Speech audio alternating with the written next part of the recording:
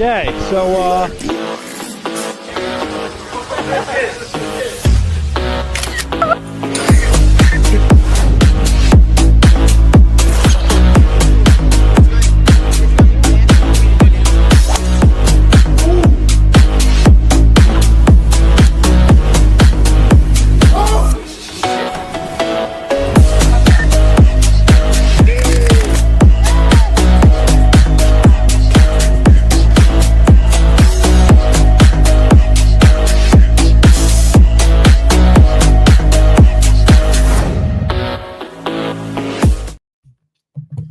what is going on, motherfuckers? It is Jackson Hour episode 2. I got a lot going on. Last week I interviewed Dalton Holland. Now I got my best friend Josh Szep right here. We're gonna talk about a few things, and I hope you guys enjoy. So without further ado, I welcome Josh Szep. Josh Szep has been my best friend since we've been 2 years old, 3 years old probably. And I just wanted to get him on because I live with him, and this guy is my dog. So without further ado, I want to welcome Josh Szep. How you doing tonight, Josh? I'm good. Thank you. That's good to hear. That's good to hear. So what we're gonna do is we're gonna interview Josh Szep real quick, and then we're going to kind of talk about topics right now. So Josh, I know I've known you since we were kids, right? Mm-hmm. I live with you, honestly. What is it like being a homeowner? I would say it's expensive, but I feel like I'm one of those people where like I just can't have money to spend. So I feel like a need to have a responsibility. Like I come home. So I am blessed that I get to leave work at 3:30.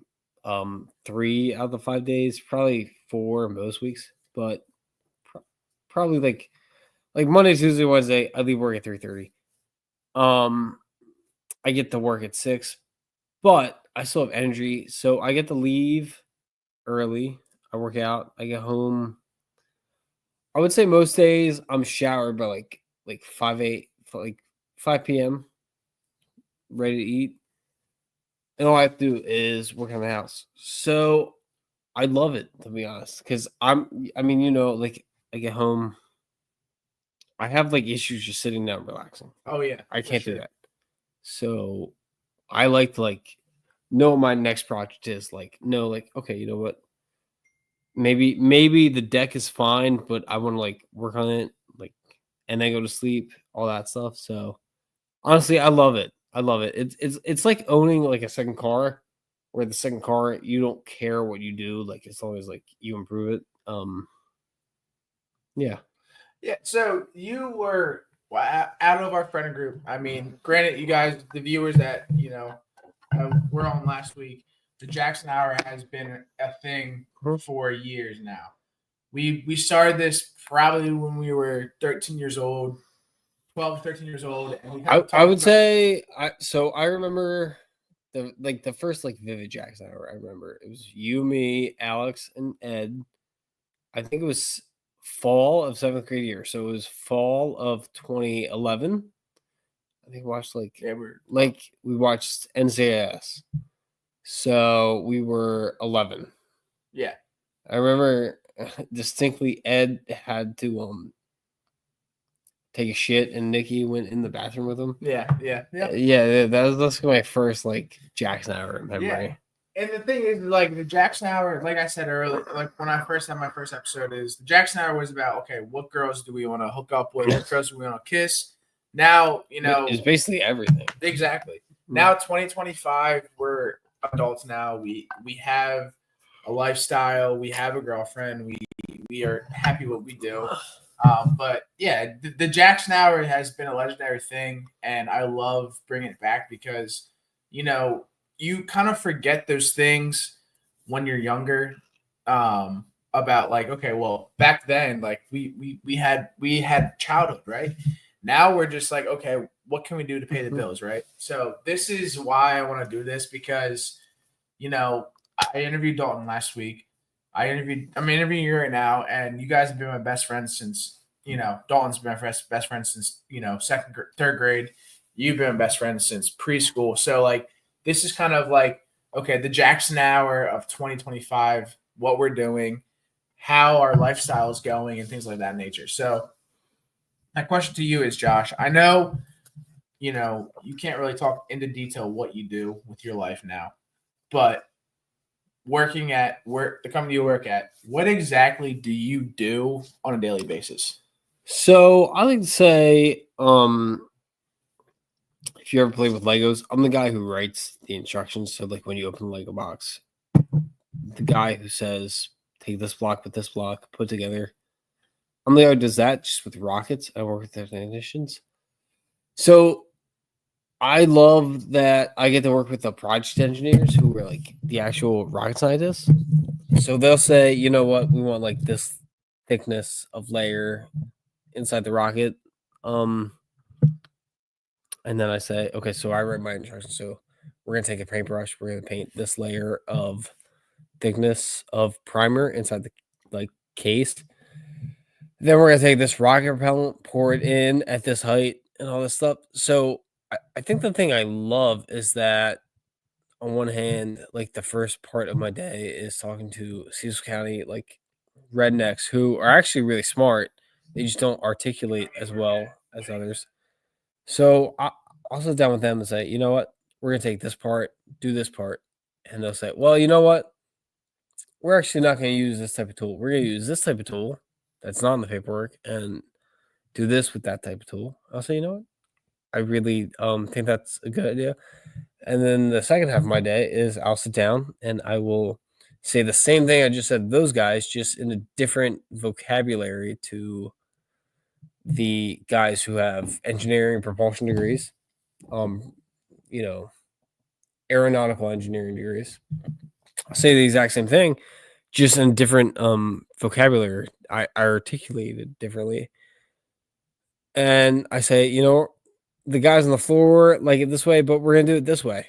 And we're in agreement. And somehow I still don't understand how it's possible, but somehow I say the same thing to two different completed types of people. And I am helping Cecil County the same way. Like I'll say it's kind of like if you're building a car, you'll say, you know what, I'm gonna put this type of tires on the car. Good. And then the same day after lunch, I'm gonna say, we're gonna put this type of tires on the car because it's gonna change the mileage of the car because it's gonna be more aerodynamic because the back end of the car is gonna do this while the front end is gonna do this, yada yada. Like it feels like I'm speaking two different languages, but like conveying the same message. So that's what I love, I guess. Yeah. So, Yeah. Sorry, that was long, but yeah. So basically, Josh works for the government pretty much, and he works for, the Army, Navy, things like that, and does projects for them. So he can't really get into detail on like what he does, but it's kind of interesting. You talked about. I don't know if you want to talk about this episode. no. I really enjoy like county side. I enjoy that I get to speak to multiple parts of society. You know, people who maybe get paid hourly, who work with their hands, and then people who get paid salary, who are paid to design stuff. I like that I can get to convey the same message just in a different like way to both of those people. And I like that, on one part of the day, I get to work with my hands. On the other part of the day, I get to sit in the conference room and like really like convey my message through like a PowerPoint presentation. But using my degree like the same way, just in different ways. I really think that not everybody gets to do that. Some people only get to do one or the other, and I think I'm blessed that I get to do both ways. And when push comes to shove, I get to really like show the numbers in like an Excel spreadsheet, which sounds boring. And then in the other way, I get to help build the same like rocket motor with my hands. Like, I get under the rocket motor and like for all purpose sake, like change the oil of like the rocket motor, like with my bare hands. Like I love that. Subsonic or not really? I mean, we're doing hypersonic stuff. You can Google it and kind of see what we're doing, but I am appreciative that like because the company I own, or the company like I work with like owns like a part of land that we basically have like enough land that we can basically trial and error anything. So like we can trial and error like blowing stuff up or trial and error like not blowing stuff up. That I love it. So like we are like the forefront of hypersonic stuff. And luckily, when I grew up, like the company that I worked for was right next to my house and it was called one thing. And then another company bought it and it was called something else. And now I work for another company that owns it that it's called something else. And it's cool because since 1990, we've done the same thing, but it's a different company, different benefits. So I really think it's awesome. Yeah. So for the viewers out there, Josh and I live literally, 3 houses down from where Josh grew up. How does that feel that you bought a house that is literally 3 doors down from where you grew up at? It's crazy. So my mom used to joke that I was gonna like when they sold their house, they were gonna have to kick me out because I would live in the front yard in like a tent. I would say that buying a house has some talent and has some like education to it, and then buying a house where you want is all luck. If that makes sense. Yeah. So it's kind of like buying a car. Like you have to save, you have to like understand your fuel efficiency, like all that stuff. That takes talent. Buying a car just in general takes luck. So I think I'm one of the weird people who I was not in the market to buy a house. I was just in the market to buy the right house. So like if the right house wasn't on the market, like I was not looking for a house. I was looking for like a dream home, if that makes sense. Yeah. So I'm happy that I bought the house I have and I'm truly blessed. But if the house I wanted wasn't on the market, I wasn't going to force myself into it. Makes sense. It makes sense. Mm-hmm. So obviously, everyone out there, Josh and I, we went to elementary school. We went to high school together, and then after we graduated college, we parted ways. Tell me some stories about your Mount Aviat days and your Sally's days. Let's start with Mount Aviat and kind of get into detail of like some specific stories you talk about, or just stories in general that you remember that it kind of made you into the man you are today. Because I mean, I will say, Dalton, me, Josh, our buddy Brandon, we went to Mount Aviat Academy, and that really kind of grew us into the mans we are today. And really love what they did for us. So just tell me kind of a few stories that you remember, funny, serious, things of that nature that you want to talk about. So I think I owe a lot to my parents because I would like grade school was 30 minutes away, which didn't seem that much, but at first I played ice hockey, so I grew up playing ice hockey. So, I remember waking up at 5 a.m. when I lived at your house to fucking go to those games. Which seems like it's dumb, but I think my first like opportunity of working hard was I would come home, go to sleep, wake up Saturday a.m. 5 a.m. My mom would drive me play ice hockey. And what I learned was that, when you get to like 5th grade, you have practice 3 times a week. So I would leave practice at 3:30, come home. So I'd be home at like 4. I would eat, leave a half hour later, practice/workout for an hour and a half. So basically, I was like by the time I got home, it was 7, 8 o'clock, and I had eaten, showered, practiced, all that stuff. Basically, the only thing I left to do was study. And it was 8 o'clock, which for like a 9 to 12-year-old, that's a lot. And I wouldn't like cry, I wouldn't complain, but my mom was like, "Do you want it?" Like, like my mom works 60 hours a week.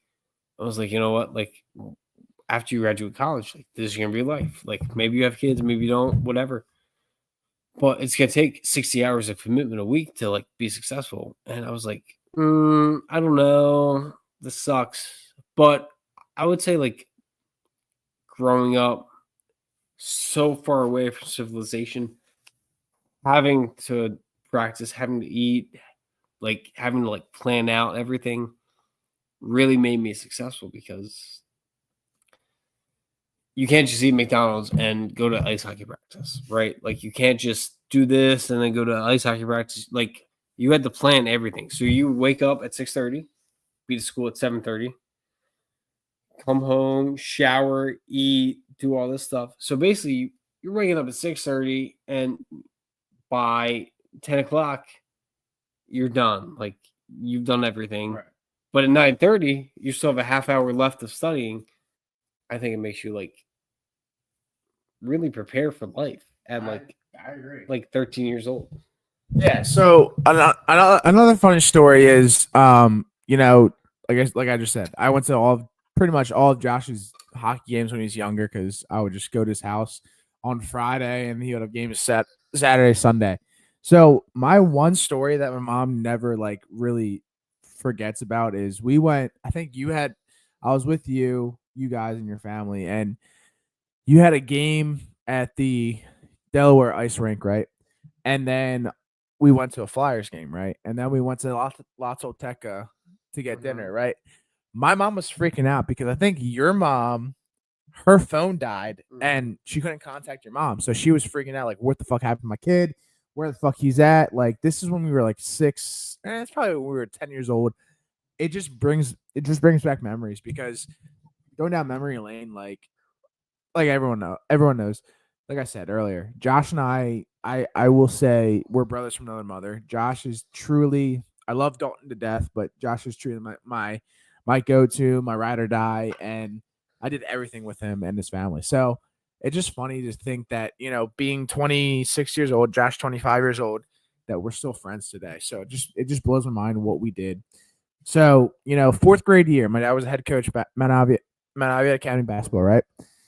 Josh was not playing basketball at that time because he was too busy doing hockey. So Josh was our mascot. Do you credit that undefeated season to you being our mascot? Was that 4th grade? Yeah, 4th grade. Yeah. I mean, yes. I was so pissed because I remember like the trophy presentation. I didn't get a trophy. I was like, fucking like, I got here, like, I supported everything. But looking back, like, even though I didn't get a trophy, and yes, I was upset when it happened, like, I should have given, like, my mom the trophy because I would, like, I remember, like, we would play a hockey game, like, and then my mom would come in and be like, you guys can undress in, like, 10 minutes. Wait to go to, like, the Mount Ava game. No, I don't, like, I don't discredit anybody or credit anybody. I think the older you get, you don't understand it as a kid, but like I think the older you get, like everybody has a job to do. Like I know it's gonna sound dumb. Like the sport I understand the most is football, right? So on a punt, like who's important? Like you have the gunners on the outside important, you have the long snappers important, you have the punters important. But like the guard per se, who's on the long snapper team, who just has to like shove in, long snapper snaps, everybody else punts, shoots. That guy, like the guard, doesn't necessarily have to gun down the punt, doesn't have to tackle anybody. But like, I think you find in life that everything you do is all like based off of somebody else. So like, if somebody's not on time, if you get to work and the computer system's not working and maybe somebody from IT like doesn't update your computer, if the person who doesn't pump the gas at work doesn't pump the gas correctly, like it's all like a trickle down effect. So when I was young, like yes, I would have to show up and play ice hockey, and then I had to show up and like be the mascot. But like if my mom didn't like kind of motivate me to be like, you know what? If you don't take off your hockey pads in the next 15 minutes and like get like the mascot suit on, like you're done. We're not going. Like there's no point. Yeah. So I don't credit myself for winning the game. Obviously, like playing basketball, like Nick Catrona was like a very good basketball player. Oh, However, that dude was a fucking dog. He was a heartbeat, and then Josh was there too. Yeah, but like if your dad like didn't coach the basketball team the right way, if my mom didn't drive me the right way, like if the like as funny as it sounds, if the guy who's like controlling the traffic lights isn't controlling the traffic lights the right way, like it's all like an effect / like trickle down like effect. So no, I guess long story short, no. However, if you ever watched a movie like The Butterfly Effect, like everything changes everything. So it all affects everything. Yeah. So no, I don't. You don't credit our undefeated season to you? I think things that happen will happen no matter what. However, the story in which they happen changes. Yeah. So do I think the Eagles are going to win the 2025 Super Bowl no matter what? Yes. Do I think like the signing of Saquon changes stuff? Absolutely. Do I think like everything happens for a reason? Yes. Like, do I think 30 years ago, somewhere in the sands of time, the Eagles win the 2018 Super Bowl? Yes. Do I think Carson Wentz getting hurt, Nick Foles stepping in makes a better story? Yeah. Yeah. And I don't know. Like, I'm not like a time traveler. I don't know for sure. So I think everything happens for a reason. I think the story is written. I just think the way the story happens, like, I guess, as dumb as it sounds, does Harry Potter win? Yes. Is the way Harry Potter defeats Voldemort changed depending on what happens with the butterfly effect? Yeah. Yes. Like, if that makes sense. It does. So, Josh, we're gonna kind of transition. One more question. So, please tell me your most memorable moment of your high school career. Funny, sad, emotional, things of that nature that you remember, whether it be me, whether it be Dalton, whether it be Brandon, whether it be Cole, whether it be whoever, and kind of go into detail, not too long, but kind of so everyone can get a laugh. So, what was your most memorable moment at our high school? And what was your most funny remembrance? I mean, at the time, Josh is probably more athletic than I am, but if you really, break it down, I have more offensive yards than this motherfucker does, even though he was a wide receiver and I was a center in my high school career in football. So, what was your most memorable moment in high school / funny moment that you want to remember, so we can kind of hear about and then kind of transition into like what we're going to talk about? Yeah. So I'll give two. As dumb as it sounds, like it is sports. So I think the first is my brother. So I didn't play football in middle school growing up. Like I love football. Like you can ask me like sixth grade, like what did I do on the weekends? I played ice hockey and then like I watched the Eagles. So I always loved sports. I always loved football. And then I don't know. It's kind of like something happens, and then eighth grade year, like I'm watching football, and I'm like, you know what? Like next year, freshman year, I want to watch football. Like I want to play football. I want to be in it. So at this point, like my brother had been called up as a sophomore to play on varsity, which sounds stupid, like Delaware or whatever. But like being called up to play varsity as a sophomore and then being ready, like, you know what, like as long as everything works out, like you're gonna start as a junior, it means something. And then watching my brother get blown out, like destroyed as a sophomore championship game, I think really like put things in perspective where my brother was like, you know what, like this isn't okay. This doesn't happen to our high school, everything. So watching that team where he was a junior, I was a freshman, and like being like, you know what, this is my first year playing football, like competitively. but this is my brother's junior year, and they have something to prove. They lost the championship last year. They're going to win the championship this year. But like now, 10 years later, having NFL starters on that team, I think that really changed something in me.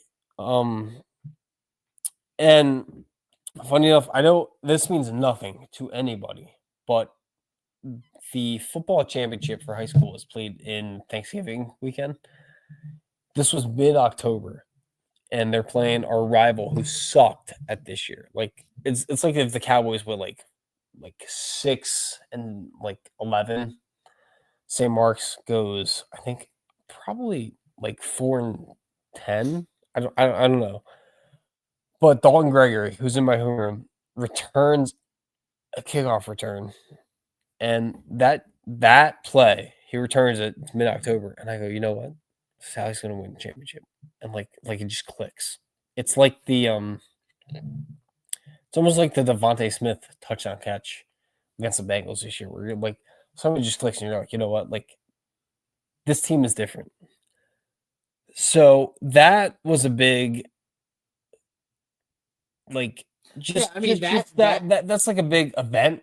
Right. Freshman year. That team was fucking legendary. We had Zach That Warren, team was we crazy. had Connor, what's his Connor Freeborn. Yeah, Connor like Freeborn. like we had Brian O'Neill. Like that team was fucking amazing. Like my brother started guard, and he was probably 5'10", and like the average height of every starter was like 6'3", just because of how tall people were. And it was just like they have to like it's weird, but every Friday you knew like they were like belt the ass. Like they were gonna like fuck the team on their Friday. Hear me out. We would have practice. We go to Luccio's, get a slice of pizza, or go to El Diablo, and then we'll go over the fucking game. We knew this fucking was business. Like this team was legit. So that was like a different experience. And then our senior year, even though we lost, I think the Archmere Sally's rugby championship, who obviously nobody cares about like rugby, but like that game was like one of those games where it's like, where were you when that game was played? Like, how did you play?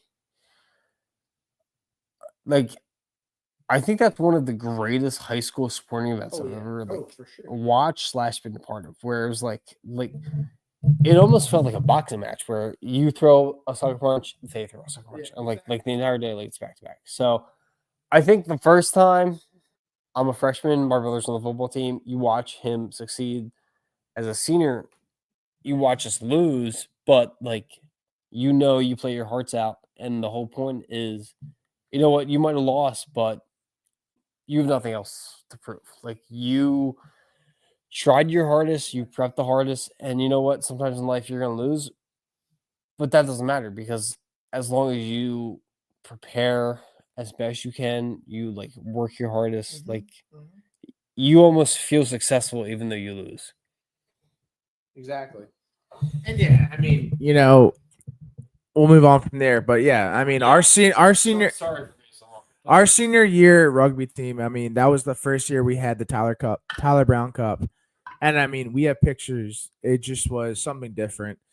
People, if you know, like it was out of the blue. I mean, we literally had one of the greatest years of our life. Even though we lost in the Tyler Brown Cup, we just kind of bonded as a team. I mean, I played lacrosse, for the majority of my life, and then come sophomore year, I decided to pick up rugby, and then sadly, Tyler Brown passed away. So it was just kind of an emotional time in our life. Moving on. So Josh, it's March, right? We want to talk about the March Madness, right? How fucked is your bracket right now?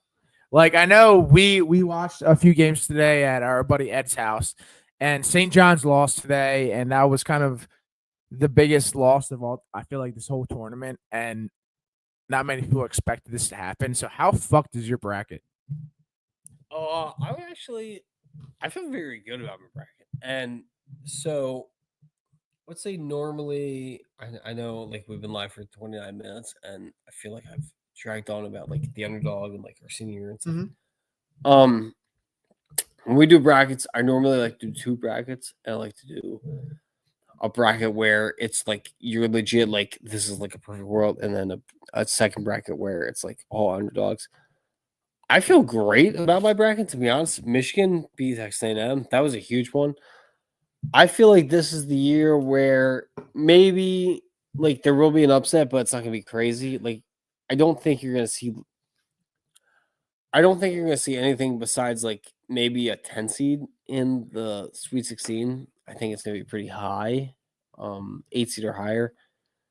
So I think that takes out like the madness of March this year. However, I feel like I've watched a lot of Big Ten. I feel like the Big Ten's good. I feel like the SEC is overrated this year. I think the Big East is kind of dead. Villanova sucks. UConn sucks. So even though I don't like a lot of the teams here, I think this might be like the best I felt about my bracket in since pre-COVID. As dumb as it sounds, like I think I will have at least 10 of my Sweet 16 teams in the Sweet 16 this year. And I think a lot of it's just going to be who plays good defense and who hits threes. Like, I think the mid range and the driving to the hoop to get fouled is kind of dead, which is fine. It may make the tournament like more boring. Yeah. But I don't think anybody cares. Like, the view ratings are going to be the same. I don't even see you on this fucking bracket. Where is your name? Huh? Where's your name? I'm number 3. Yeah. Right there. Number 3. Oh, there you go. Yeah. Number 3. So you have Michigan State winning it all. They got a tough game tomorrow, and what do you expect? Or let me rephrase this. Let me look at your Final Four real quick. So you got Michigan State, Florida, Duke, and Houston. Houston's losing right now, right? They are. Yeah. So how? No. So I know you're in a lot of brackets this year. Yeah, I do. Even though you have Michigan State in most of your brackets, who do you think has that dog in them that's gonna win it all? So I like to refer to dog is not the best team. Like if I had to pick, I think Duke or Houston. I think Auburn's kind of. I think Duke or Houston is like the team to be, and honestly, Florida's been playing really well.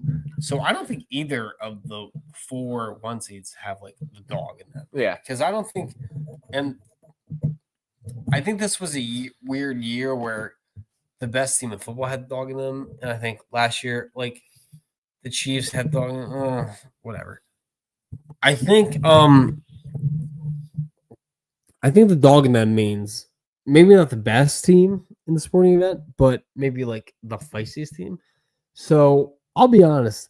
I think the dog in them is Michigan State or maybe Tennessee. Yeah, and honestly, I'm biased, obviously, because I went to Maryland, but like Maryland has the dog in them.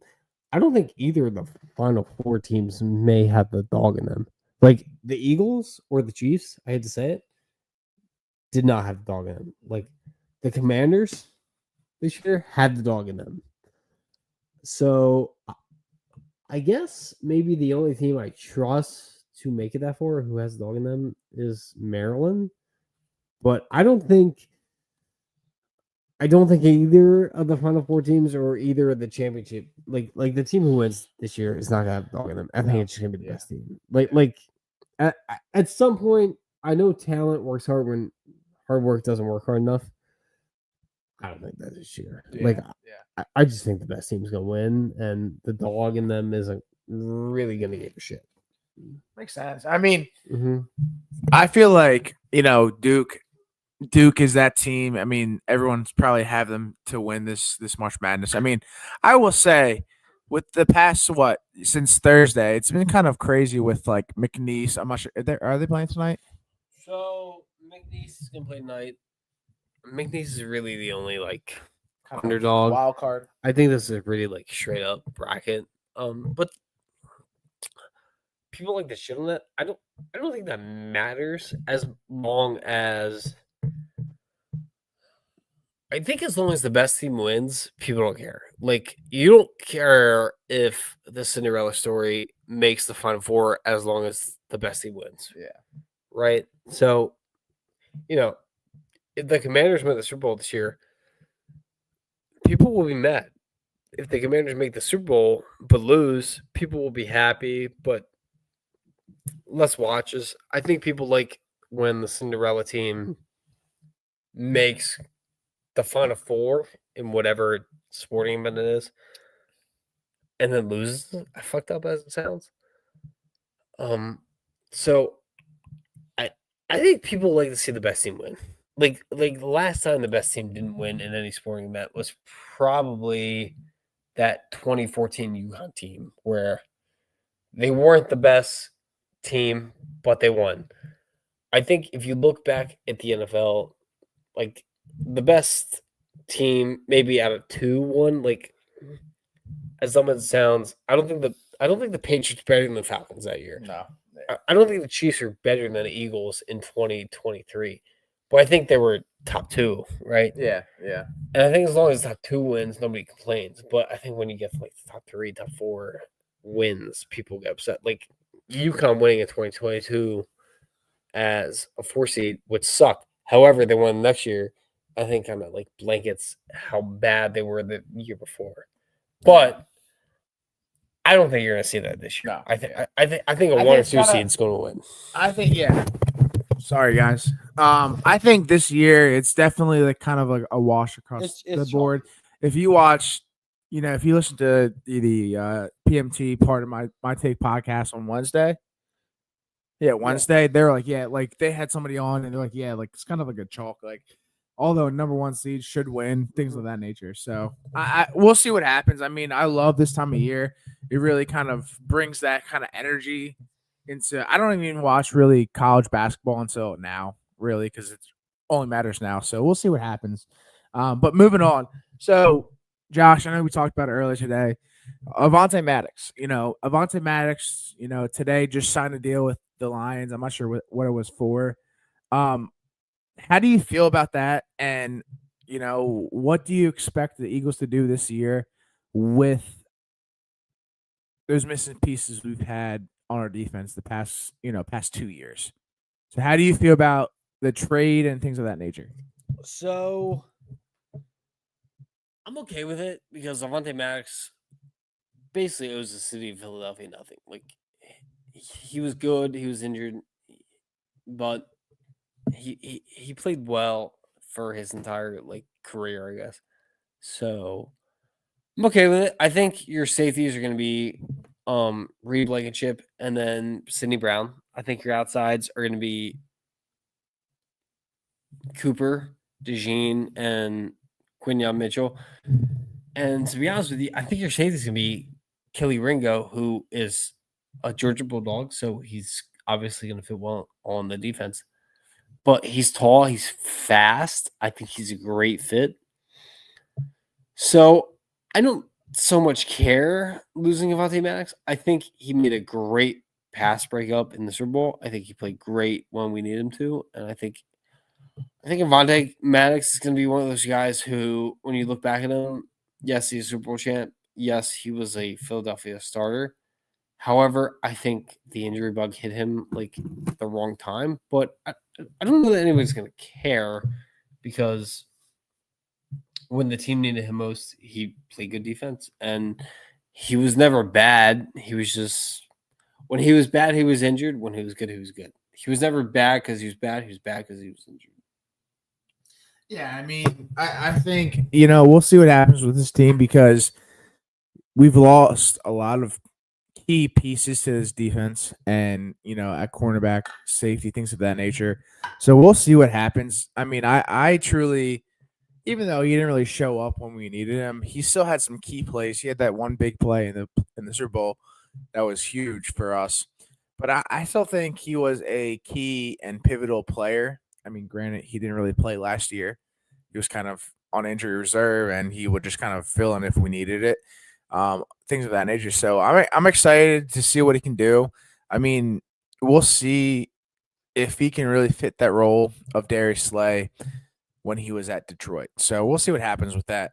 And then, I think there's rumors that Jalen Mills may come back to Philadelphia. We'll move on to the next topic. Do you want this to happen, or how do you feel about this happening? I wouldn't mind if it happened. I think the great thing about Avante Maddox / Jalen Mills is that it doesn't matter what position they're playing, where they're playing good defense. So it doesn't matter if they're nickel. A lot of times, if you play outside corner, you play outside corner. Where that's Quignon, that's Darius Slay, that's as dumb as it sounds, Ron Darby when he played outside for the 2018 team. So if you play outside defense, you play outside defense. If you play nickelback, maybe you play safety, right? There's always a chance. Patrick Robinson, Corey Graham, Jalen Mills. Who's the other guy? Oh, he played for the Packers for a while. He was a rookie. Russell Douglas, yeah. So I think with those guys, it's kind of like you take what you can get. However, in saying that, I think that there's something to be said about playing whatever position to win a Super Bowl. So I also think that when you have a good defense, you play good defense. When you have a Super Bowl winning defense, you play offense. So yes, Quinyon Mitchell, Cooper Jean, Darius Slay play good defense. However, when you were on defense, you were always ready to attack, right? Like the Celtics right now, who won the championship last year in the NBA, they are saying the whole year, we are not defending championships, we're attacking, right? So I think a lot of years you look at a football defense and say, you know what? We are ready to turn the ball over. We are ready to get the ball back into our offense. This year, in 2017, 2018, same thing. It felt like, you know, when our defense out there, like we could score. We can get the ball back. We can recover a fumble. We are the aggressor. So yes, it sucks that we're losing people. However, Jalen Mills is an attacker. He may be hurt. He may not always be able to play the snaps you want. But if you're on defense for 40 snaps, if he gets you 15 snaps at nickel, if he gets you 10 snaps at safety, he gives you a chance of getting the ball back. And I think that it's kind of like basketball, right? Like we're watching March Madness. Like, yes, you know what? Cooper Flag is better when he has the ball in offense. However, he is a threat when your offense has the ball and you can't drive on him because he's going to attack the rim on defense, right? So I like it. Jalen Mills can be cheap. And I've always said there's nothing wrong with signing cheap free agents, cheap safeties, cheap nickelbacks in March because worst comes to worst, you cut them in August and you lose $5 million in cap space. Yeah, I mean, hear me out. We got a few more questions, and then we'll close this episode. So, how confident are you in this Eagles defense? Whether they make the run, or let me rephrase that. That made no sense. How confident are you in this Eagles team the next year that can we make that run? I know we lost a lot of key pieces, a lot of pivotal pieces. Do you think the Eagles can make that run? And do you think that they have the wits to like grind and really show them that we're a legit team? We're fucking ready to bring it all. So I think the big thing is why do you have success? And if you look at the offense, you have success because, okay, you know what?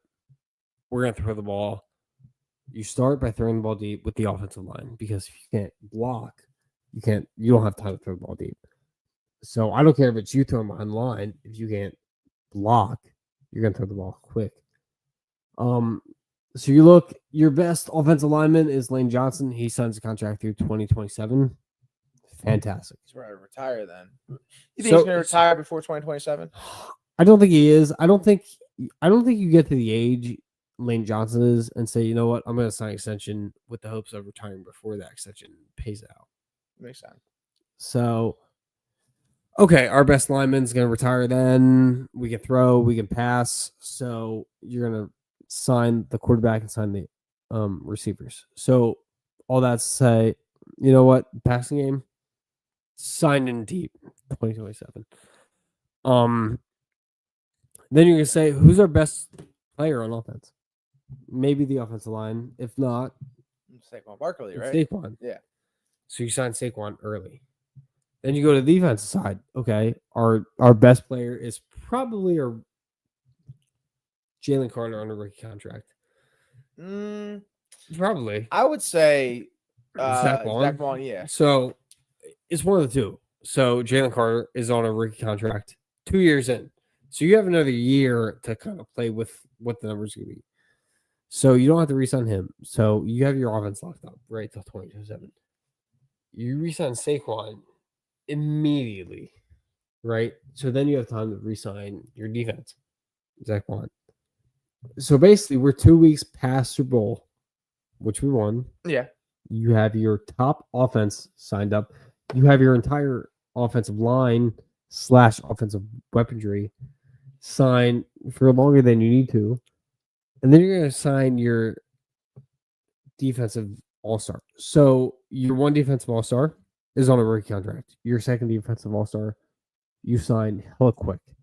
Your first offensive weapon, Saquon, you sign it right away. So basically, within that first 2 weeks, you sign your defensive best player, your offensive best player, your defensive best free agent, your offensive best free agent. I just think that with a good offensive line, a good running back, a good defensive line, for the first time ever since Michael Kendricks, like Bradham, who we won a Super Bowl with, you re-sign the best linebacker in football.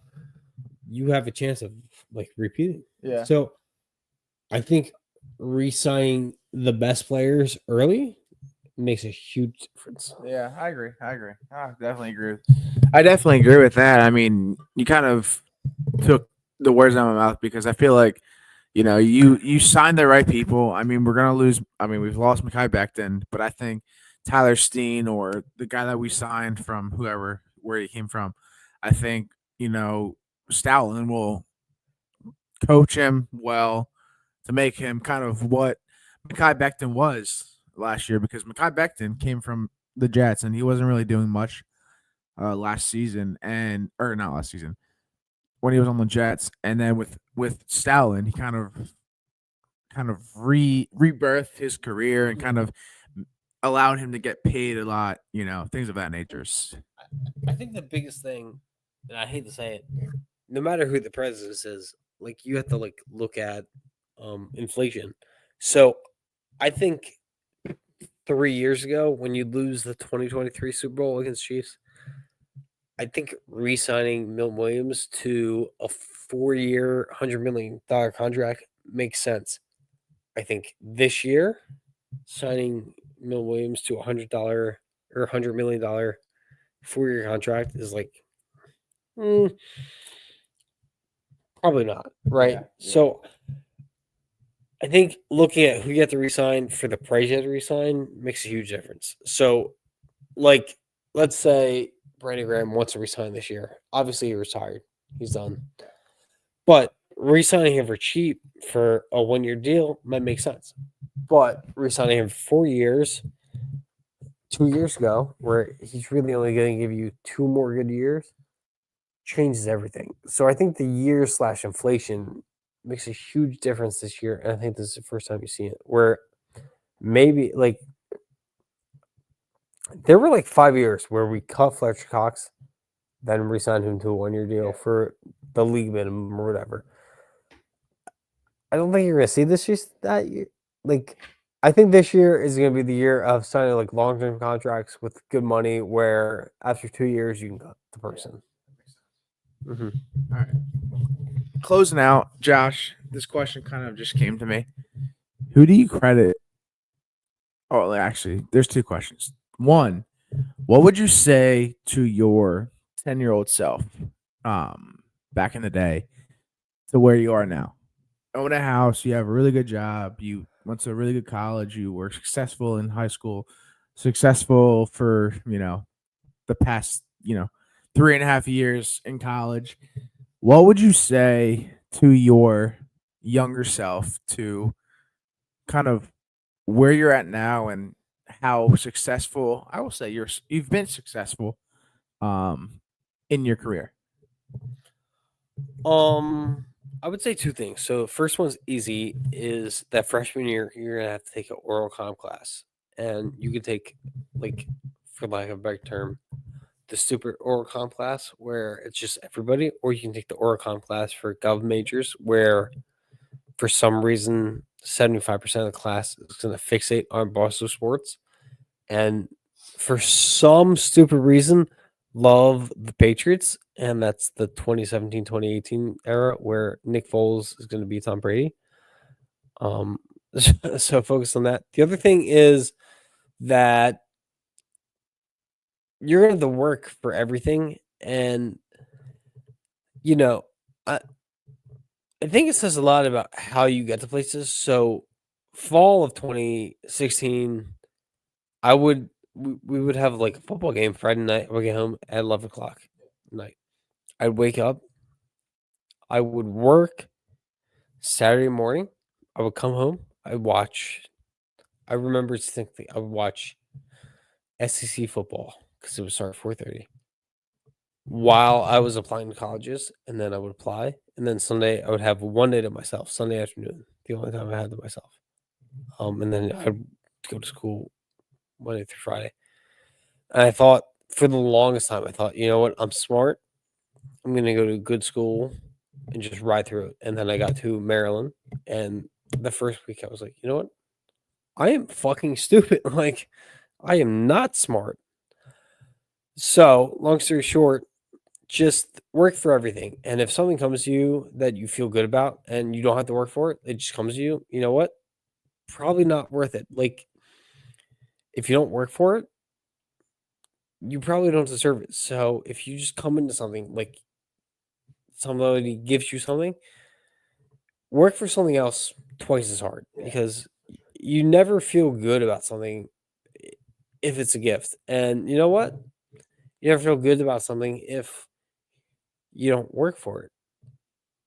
You can be the smartest person, but if you don't work for what you earn, if you don't earn that A on your report card, you're not going to feel good because, as sad as it sounds, I'll tell you what, like, you can be the smartest person in the room, get A's in every class, but life doesn't give a shit about your report card, right?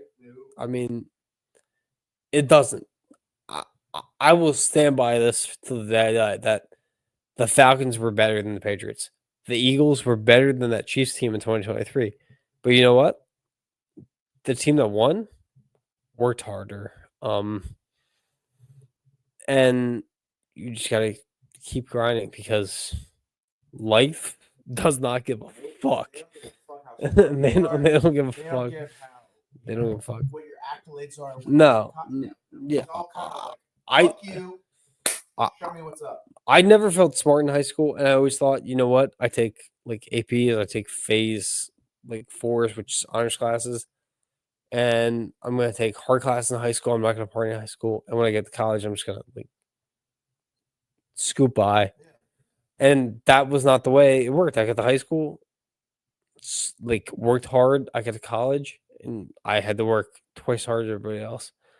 And it makes a world of difference that your work ethic and, unfortunately, your resiliency changes everything because you can be the best boy. You're going to get laid off. You're going to not be able to make this payment. You're not going to be able to do this, not going to be able to do that. But who cares? I mean, Carson Wentz, we're going to bring back sports. I stand by Carson Wentz is the 2017-2018 MVP. Better than any player in the NFL. Who gives a shit? Because Nick Foles won that Super Bowl. Nick Foles worked so hard for so many years. Doesn't matter. So it's kind of like Carson Wentz is the nerd of the school, but Nick Foles is the hard worker at the school. And I mean, that's what happens.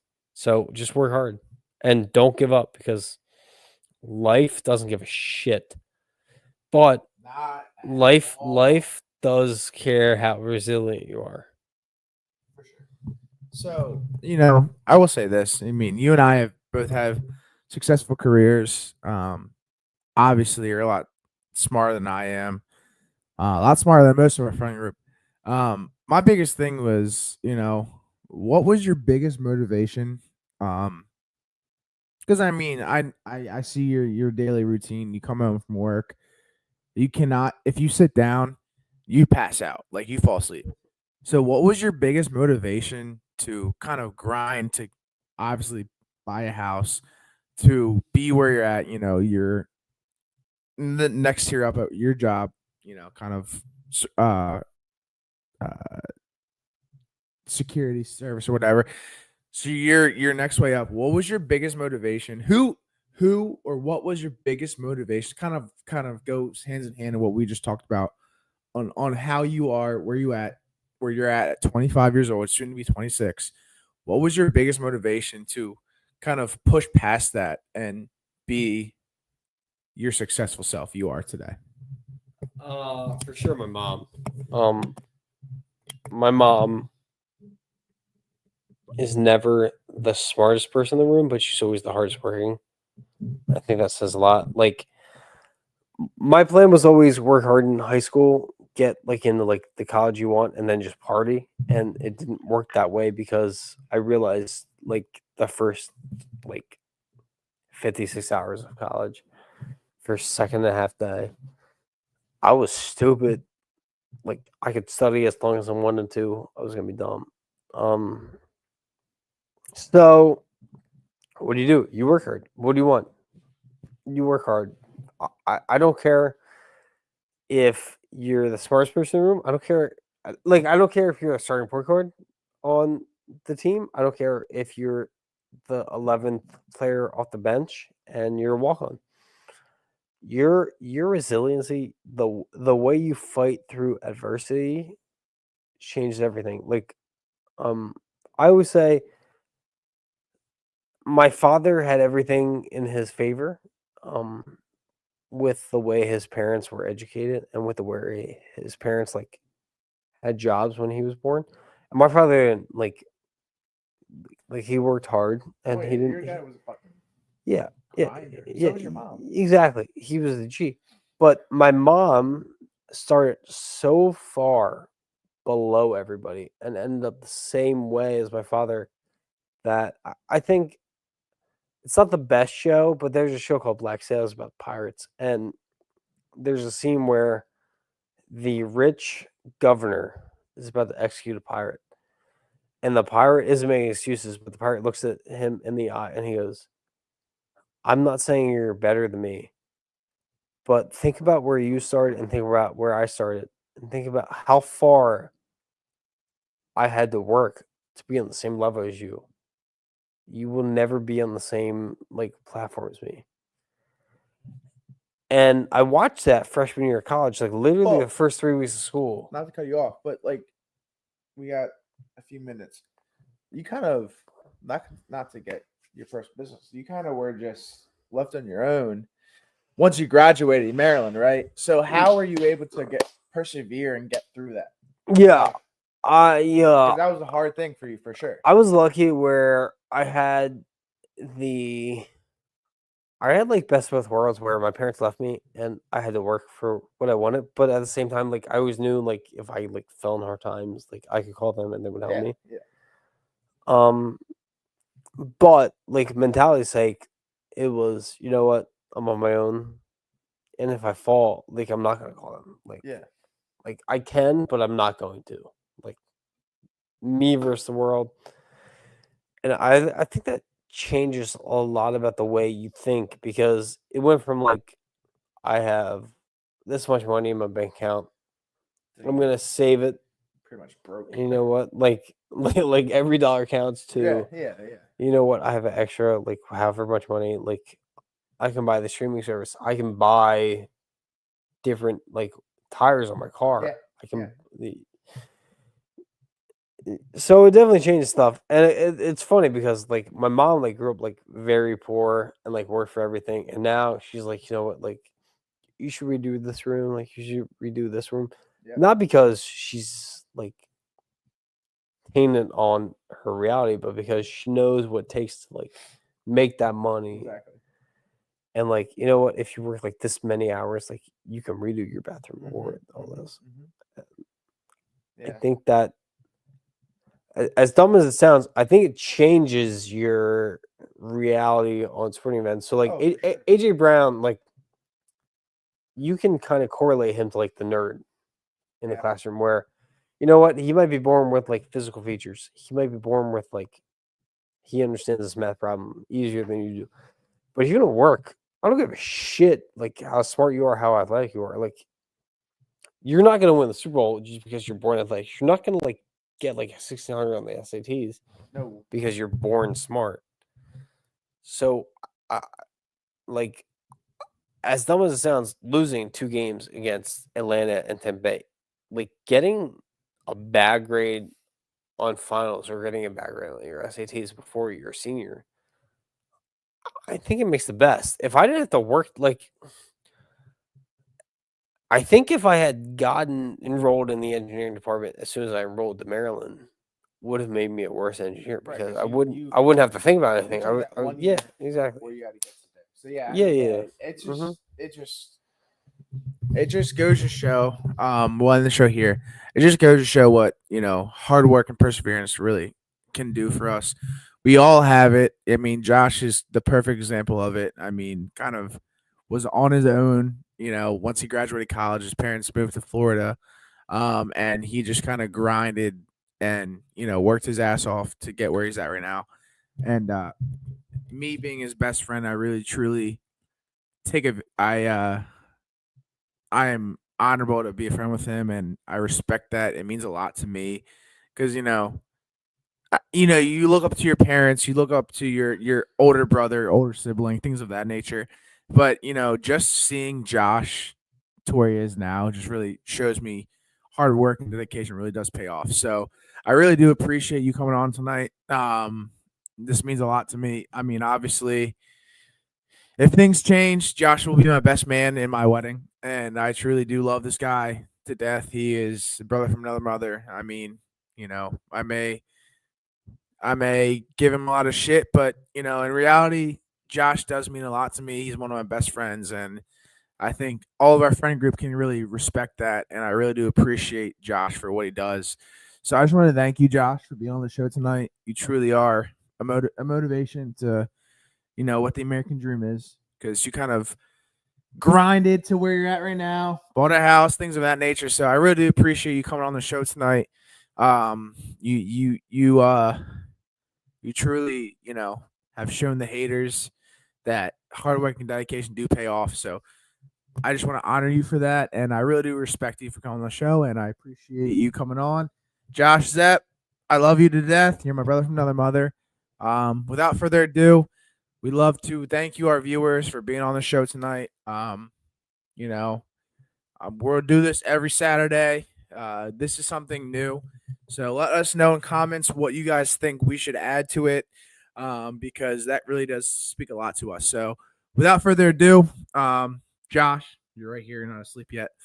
It's an outro, not an intro. So hit that motherfucking outro. Sorry, this is going to take a little time. Boom. Love you guys. Please subscribe to 302 Birds, and we will have more shows of this. Go Birds, roll Terps, and love you guys. Have a good night. Bye.